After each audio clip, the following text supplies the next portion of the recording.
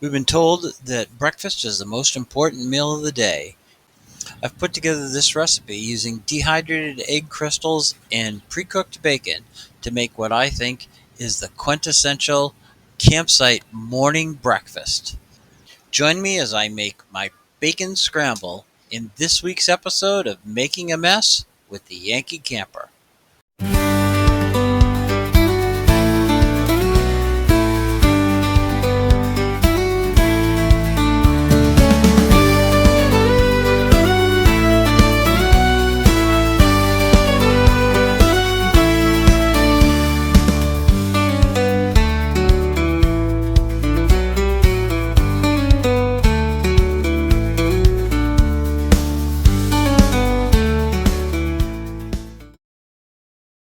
This is my Yankee Camper spin on an old camp favorite, bacon scramble. We'll need 6 tablespoons of dehydrated egg crystals, a quarter of a teaspoon of butter granules, a quarter of a teaspoon of dried parsley, a half a teaspoon of minced onion, an eighth of a teaspoon of coarse salt, a dash of black pepper. We place all of those dry ingredients into a Loctite plastic bag and place them in our paper bag. We're also going to add in a small packet of Parmesan cheese, and optionally, I'm going to add in 2 packets of hot sauce for my eggs. You could use ketchup, you could use really hot sauce, anything that works for you, or nothing at all. I'm going to add in 1 tablespoon of shortening. I've put that in a small container. And of course, a bacon scramble wouldn't be anything without bacon. I have 4 strips of fully cooked bacon. I've placed those in a separate Loctite container. Those go in as well. I seal up the bag, and that's my breakfast out at Lemoyne State Park. I'll see you out at the campsite. I remember thinking, that's a lot of bacon. When I was growing up, we made an annual trek to the oldest county fair in America. I have several memories of going with my family every fall. Dan the Candyman trying to win an oversized stuffed animal along the midway, the Congregational Church food tent, and the horse pull.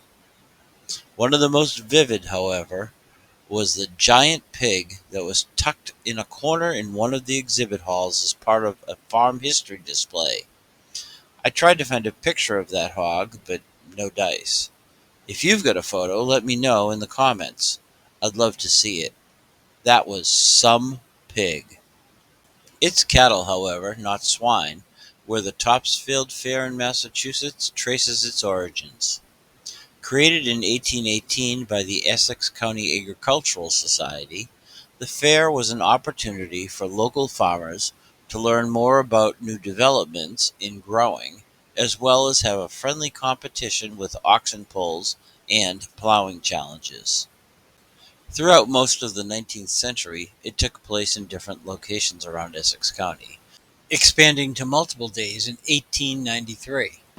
2 years later, it moved to a single location just outside of downtown Peabody, where it remained for 15 years.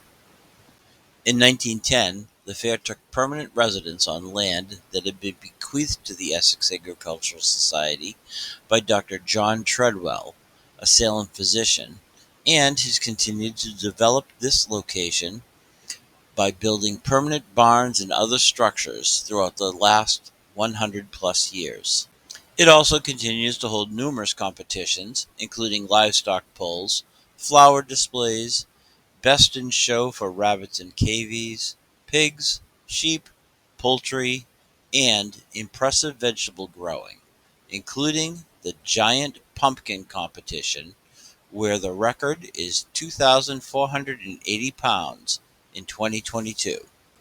There's the opportunity to watch a hen fly or pigs race, hear some amazing performers or watch a parade, and view the crowning of the junior king and queen, plus a Mrs. Essex County competition for those married women young at heart. I don't go every year, but as the summer air begins to turn crisp and the leaves begin to change color, my mind turns to butter-dipped corn on the cob, hot cider, fried dough with powdered sugar, a bit of chocolate fudge along with the unmistakable odors of the county fair, and I begin to reminisce about that humongous pig. Now, you know. In a few moments, I'll tell you about the Essex County native who was instrumental in starting the fair, but first, he had a hand in starting the nation. Before I do that, however, why don't we start breakfast? It's a beautiful morning up here in Lemoyne State Park, just outside of Arcadia National Park in Maine. I'm going to make my breakfast of bacon scramble. The first thing I'll need to do is get my fry pan,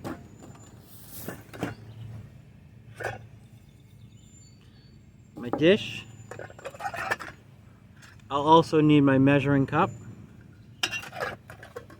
and the pot I can put aside. Let's take out our ingredients. We have the pre-cooked bacon,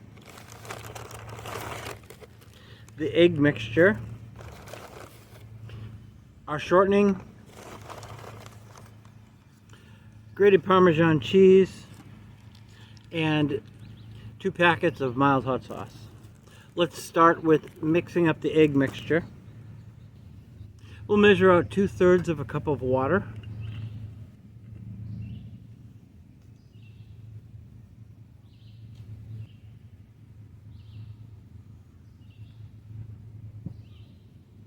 And pour that egg mixture right into the cup.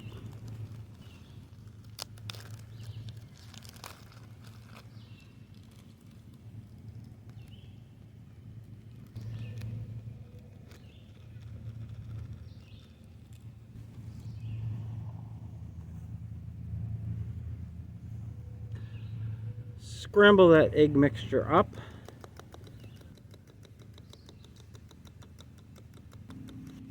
Make sure you get all of the dry ingredients mixed in. Once that's well mixed and there's no more of the dehydrated egg crystals in lumps, just set that aside for a few minutes. Open your bacon packet.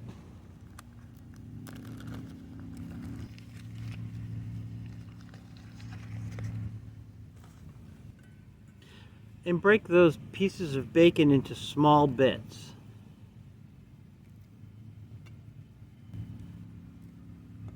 I'm going to go ahead and do that, and I'll be right back. As you can see, they're just all small little bits. The bacon is pre-cooked, but they absorb some of the mixture from the eggs, and so therefore it's better to start with the bacon a little bit more crispy. I'm gonna go ahead and light the stove and set that to a very low heat. Place the bacon on there and let it just start to crisp up. While the bacon is heating, I'm going to open my packet of Parmesan cheese and just add that right into the egg mixture.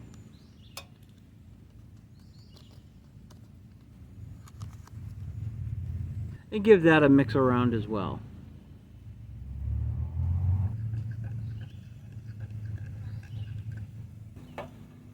Using my spatula, I'm going to mix the bacon around a little bit. You can see the grease has started to draw out of that.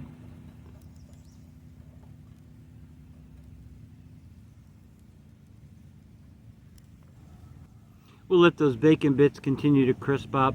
That shouldn't take more than a minute or so. If you were to look for a person who embodies what a well-off New England representative was in the late 18th century, you'd be hard-pressed to find a better candidate than Timothy Pickering of Salem, Mass.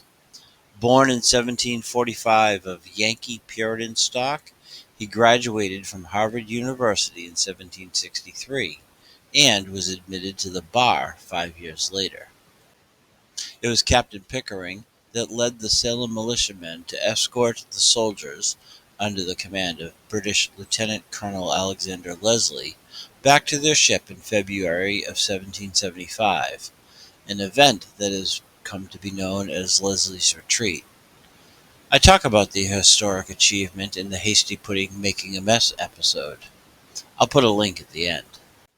Many of those same men marched under the captain 2 months later to join the rest of the Massachusetts countryside, who were lining the road back to Boston and harassing the British regulars after being thwarted at the North Bridge in Concord. As the Americans declared independence from King George in July of 1776, Pickering's unit from Essex County joined General Washington outside of New York. It was here that the general recognized Pickering's abilities and offered him a promotion to colonel, as well as a position of adjutant general, or general's assistant. The new colonel oversaw the project to replace the great chain across the Hudson River at West Point, preventing the British fleet from sailing northward, thus restricting flow to and from Canada. In 1780, the Continental Congress appointed Pickering Quartermaster General, overseeing the outfitting of American troops, but never furnishing sufficient funds to secure the necessary supplies, forcing the colonel to use some creative ingenuity to obtain the required food, equipment, and munitions. After the war, Pickering tried his hand at land speculation in Pennsylvania, but was soon tapped by President Washington to negotiate with the Iroquois Confederacy, obtaining a treaty in November of 1794. Although there have been incidents of treaty violations, this living document is still in effect to this day. George Washington also appointed the Salem native Postmaster General, Secretary of War, and Secretary of State, a position he held into the Adams presidency. John Adams, however, disagreed with his fellow New Englander regarding the treatment of France. Adams wanted peaceful negotiation with the French, but Pickering, fearing the remnants of the French Revolution would spill into the streets of America, wanted to cement relations with the former colonizing power, a move that Adams was against. The president requested his Secretary of State's resignation over the disagreement. Pickering refused, and Adams fired him. As Thomas Jefferson took office and Jeffersonian ideologies took hold in government, the firm Federalist found himself on the outside looking in and returned to Salem. Despite winning a Senate seat for the Federalist Party in 1803, Pickering continued to annoy people in both the congressional and executive branches of government. So much so that Timothy Pickering has the dubious honor of being the first senator ever to receive a censure for what could have been a minor mistake, but it assured him of losing his seat in the Senate during the next election. He did, however, win a seat in the House of Representatives, but by 1817, now 72, he was done with Washington, D.C., and returned to the farm he owned in Wenham, Mass., where he intended to spend his remaining years working to improve farming. The following year, Pickering was elected president of the newly formed Essex County Agricultural Society. During his first year, he oversaw the development of the society's first cattle show. In this event, he competed with other farmers in the plow contest, and it should be noted that he is said to have had one of the finest looking plows in the competition.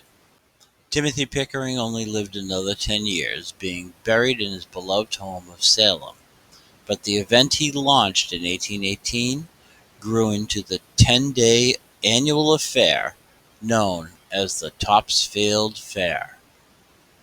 Now you know. I think I'm ready for breakfast.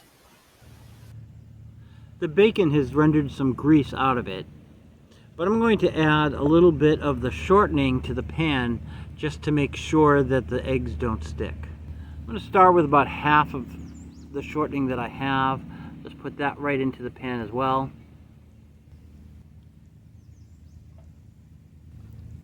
We'll let that shortening start to melt.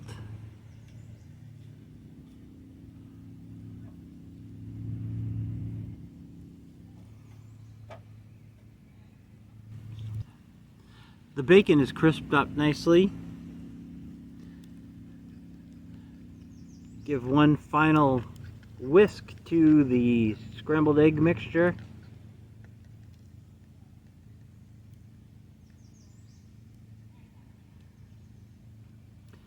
And just add that right into the hot fry pan.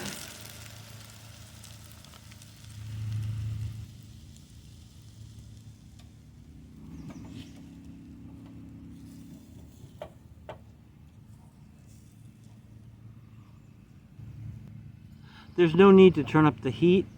Just using a spatula or your fork, continue to swirl those eggs around over the low flame.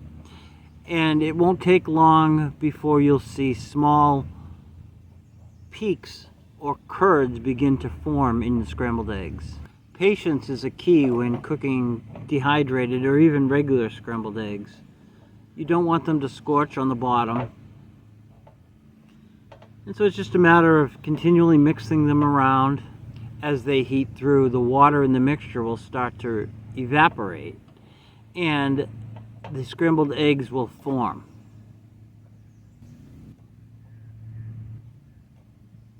You can see that's beginning to form now.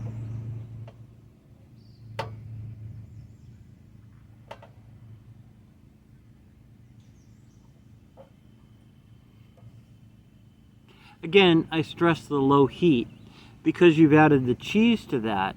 It will be very sticky. So those scrambled eggs are just about done.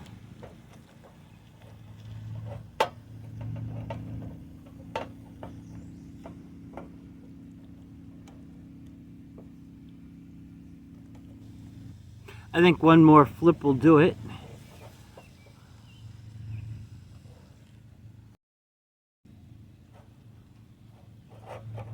Those look pretty good to me.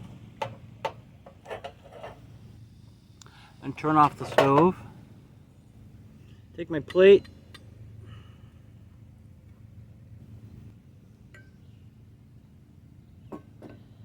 Open my packets of hot sauce.